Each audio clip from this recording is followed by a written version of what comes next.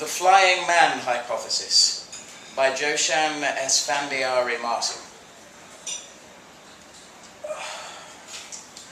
I came home to find broken branches lying in front of our building. It couldn't have been the man who pruned the trees along our street, for it was March, and they never begin their surgery until May. They are diligent sorts and always take the offcuts away.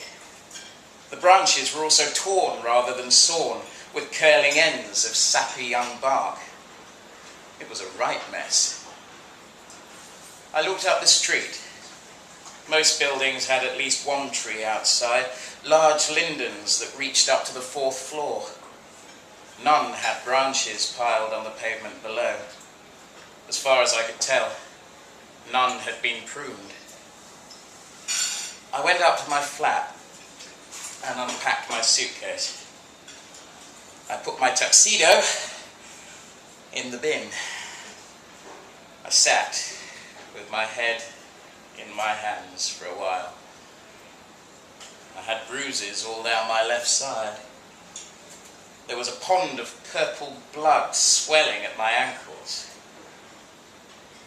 The flat was silent. My mother hated cut flowers.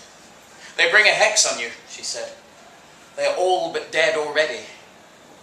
When someone gifted her a posy, she'd demurely take it with that witch's cast of mind that recognises evil in any gesture.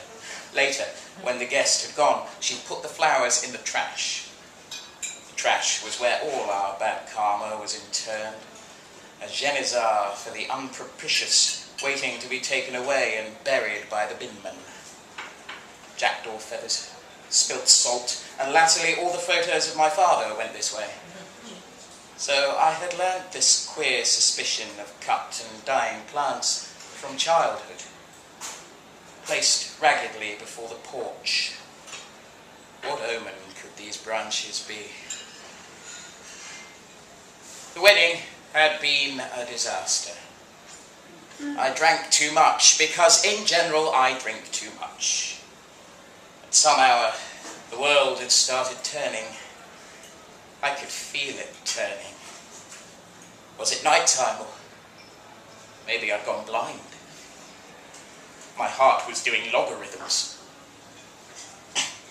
Here's a theory about the soul. A man suspended in midair, cut off from all sensation, would still know he exists.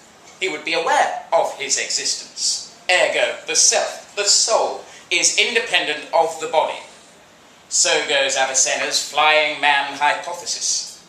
But as I tail-spun round the hotel bed, unreasonably damp clothes on me, I don't know why, my report on his conjecture remained inconclusive.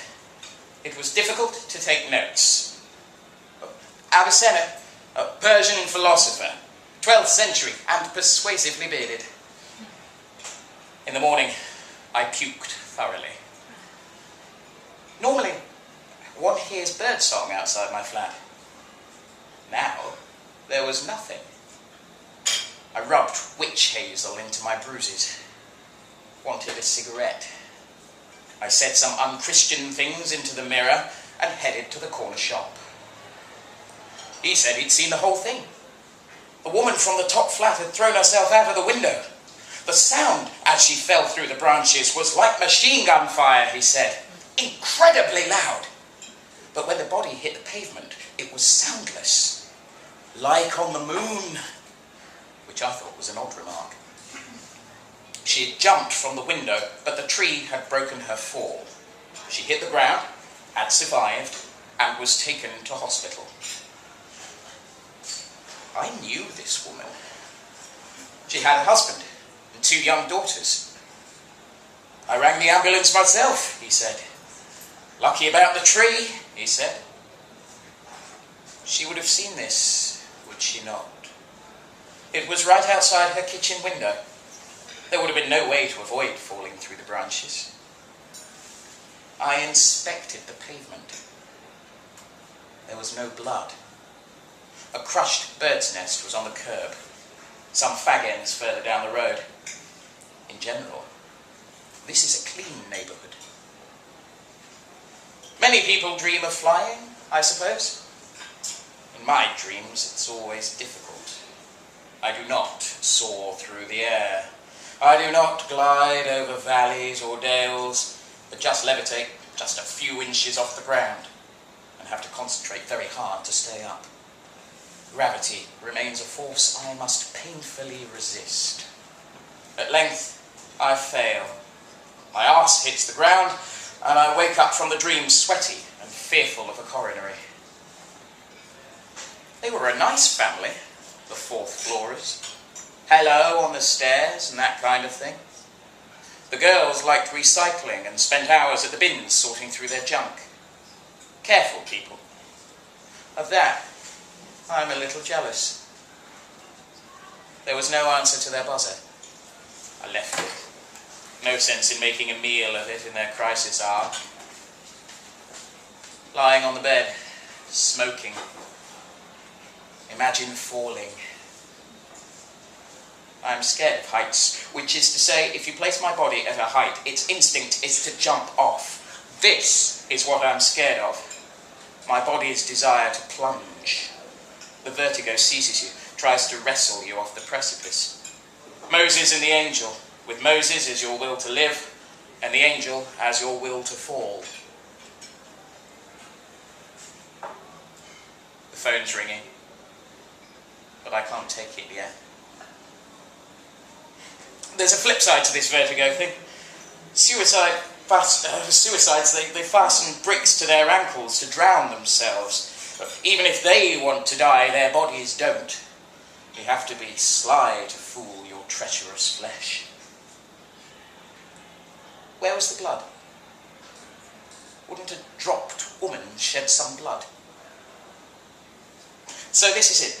People throw themselves out of windows because bodies fall. Nothing a body can do to save itself. You cut the air, and for all your waving, you will not fly. That's Newton. That's Galileo. That's time's pure fucking arrow. Unless, of course, there's a tree. Did her arms reach out to grab the branches? Was it automatic? Phone again.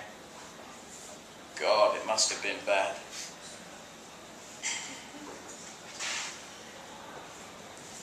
So you're alive? Yes, Jerry.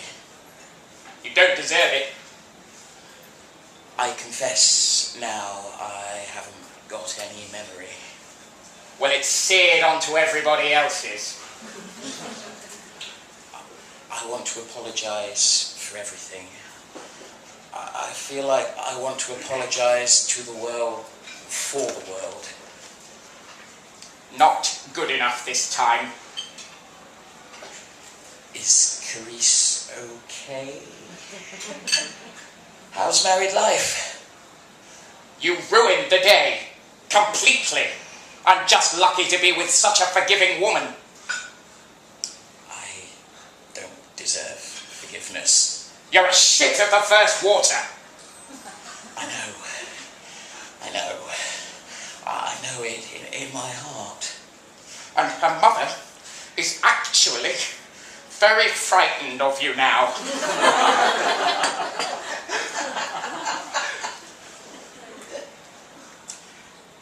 It was bad. It was bad to do the thing I did. I know that. Whatever it was. My father believed in toughening children up. Climb the climbing frame, he said, but I could only ever get halfway. In a park, when all the other children had gone home, he exhorted me with homophobic aspersions and a one-sided row. I couldn't answer, because I was shaking and crying, and it wasn't even that high. I just couldn't do it. With all my will, I wanted to, but we are less than our will. In the end, I was a body that could not move forward and once up could not go backwards. Stuck, until through tiredness I fell the small matter of some feet and into the well of my father's disappointment and suspicion. It was a repeat performance. many times, and I'm loath to think of what it may have done to me. Consider this the last call of our long friendship. It's finished. I will not drag your pandemonium into the next stage of my life. There was a suicide at my flat today. A desperate gambit even from you. Okay, Jerry. Okay. He put down the phone. I hung on, hoping the dull tone would be broken by a reprieve. But on it went. The annihilated drone of a dead line, until a recorded voice came on and told me, "Please hang up and try again." I heard them coming up the stairs in the evening. I waited a respectful time, then knocked at the 4th floor. One of the daughters opened the door. Her face mooned sullenly at the jamb. "I'm so sorry to hear about your mother. I came to ask if..." "Who is it, darling?" "The bottle man from downstairs." She opened the door wider. To my surprise, the mother was standing in the hallway. She was leaning on a crutch and looking quite well. "That's just our name for you. The girls always see you putting bottles out." "I came to see if you... well, the girls were all right." She gave me a queer sort of look. "My husband will be back soon," she said, rather pointedly. "Mummy tripped in the bedroom, but it's all right. I know to clear up after myself now. No harm done. Apart from my ankle. Apart from Mummy's ankle. Such a lot of bother." "I'll start recycling those bottles then, eh?" The daughter gave me a suspicious furrowing as she closed the door. She knew I wouldn't. She knew what kind of man I was. Over the next 2 days, I saw things. The woman upstairs kept falling past my window. She always wore the same housecoat, so I could tell it was her. But she never hit the pavement. When I looked down, her body had always vanished. At night, I was restless, dream-filled, and more than once I woke up falling out of bed. It seemed to justify calling in sick at work, and I began to sleep on the futon in the spare room.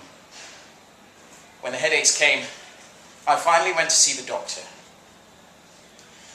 "You've broken your nose."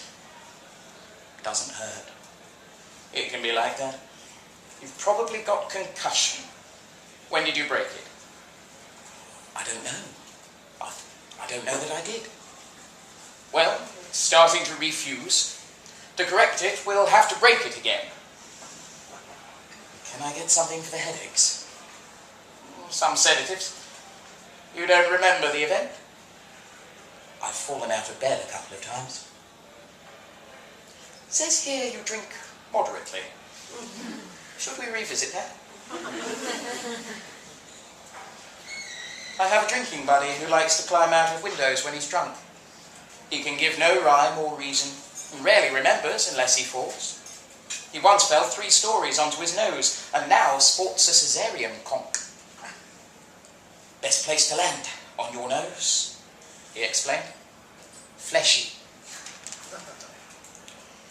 I have no idea how I came to this. You have become the victim of a copycat instinct. Fancy a drink? I can't until the woman from upstairs stops falling past my window.